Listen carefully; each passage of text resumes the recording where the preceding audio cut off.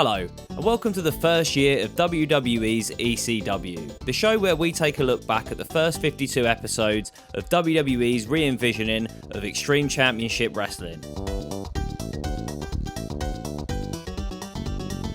Taz and Joey Styles welcome us to the show and announce our main event for the evening. Thankfully this week it's not the Big Show taking on someone who's not on the roster. It's Kurt Angle and he's facing Sabu to determine the number one contender for the ECW Championship. Strange that Sabu has been placed in a number one contenders match, considering Heyman said over the past 2 weeks that he would never allow Sabu to face Big Show, not now or ever. First match of the night, Mike Knox and Kelly make their way down to the ring. Tonight Mike is facing a beaten and bruised Tommy Dreamer due to last week's Extreme Rules match against Knox and Test. Taz informs us that this match is only happening because Paul Heyman forced him to compete tonight. Tommy steps into the ring and Mike Knox immediately attacks him before the bell. Although Mike gets the early advantage, Tommy turns things around pretty quickly and takes Mike Knox to the outside where he sends him into the stairs. Back in the ring, Tommy hits an impressive elbow drop whilst Knox is hung up on the ropes. Just as things are going well for Dreamer, Paul Heyman and his security come down to the ring. Dreamer hits a DDT on Knox and goes for a pin, but gets pulled out and beaten up by the security team, whilst Heyman is distracting the referee. The security throws Dreamer back in the ring and Knox hits his finisher for the win. After the match, Heyman and his security are moving in to beat Tommy down some more when Sandman's music hits. Sandman eventually enters the ring and stands guard over Dreamer.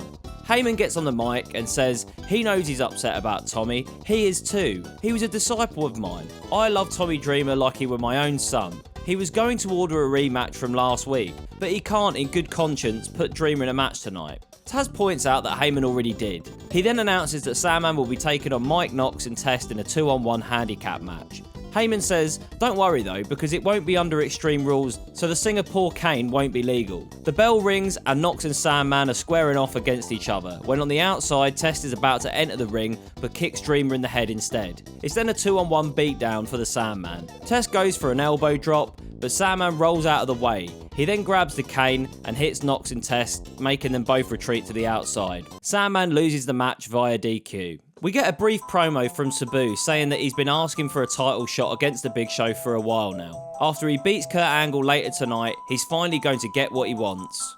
After that, there's a quick Balls Mahoney promo. Not really much to say on this. I guess they're trying to keep up his appearances on the brand and show people he's still around. But they obviously don't have any rivalry or storyline for him. I'm not a fan of this. If there's no plan for the guy, why introduce him to the weekly show 2-3 weeks ago? Time for our next contest.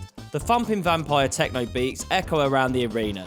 Kevin Thorn and Ariel make their way down to the ring. All I'm going to say about Ariel this week is... Tonight, Thorn is taking on Al Snow, who trips out of the curtain on his way to the ring. Before Al Snow can enter the ring, Ariel distracts him on the apron.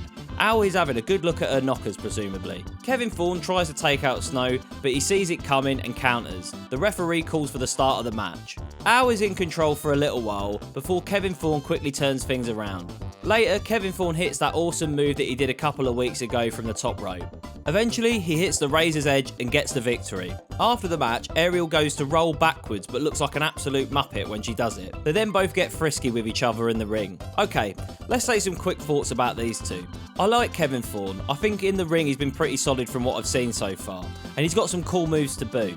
I even like the gimmick. Sure, it's a bit cheesy, but a lot of wrestling is. In this instance, they both pull the gimmick off well, and Thorn is starting to build some momentum with these wins. Rene Dupree, who I didn't even recognise at first, he looks really different here, cuts a promo backstage about joining the ECW brand. Fucking hell, how many bullshit promos do we get every week? Balls Mahoney, Shannon Moore, and now Rene Dupree? Dupree is added to my list of superstars that are going to be doing fuck all in 10 episodes time. Well, it's a suited up Big Show making his way down to the ring. Let's see what he's got to say. I know what you're thinking. The ECW champion has never looked so good. He goes on to trash talk Sabu and Kurt Angle, saying how neither of them will be able to beat him. There is only one extreme truth in this world. No one can beat me, and I mean no one. We get a recap of CM Punk's match against Just Incredible last week, followed by a quick promo. Punk announces that next week he will be in action again. He will make the most of it. He has to. It's his nature. He is CM Punk. Main event time. Kurt Angle and Sabu both make their way to the squared circle. This was a fantastic main event between two great wrestlers. It's nice to have a worthy main event on the show after the past 4 weeks of the Big Show taking on the WWE Legends Tour. Towards the end of the match, Sabu goes to lock in the camel clutch, but Angle counters it into an ankle lock. Sabu then rolls out of it, sending Angle to the outside. Sabu then launches himself over the top rope, crashing down on Angle. Sabu sends Angle back in the ring and hits an impressive rotating splash from the top turnbuckle. Then he locks in an armbar, but Kurt counters it into an ankle lock. A small roar from the crowd erupts as RVD slides into the ring and delivers a Van Daminator to the skull of Kurt Angle.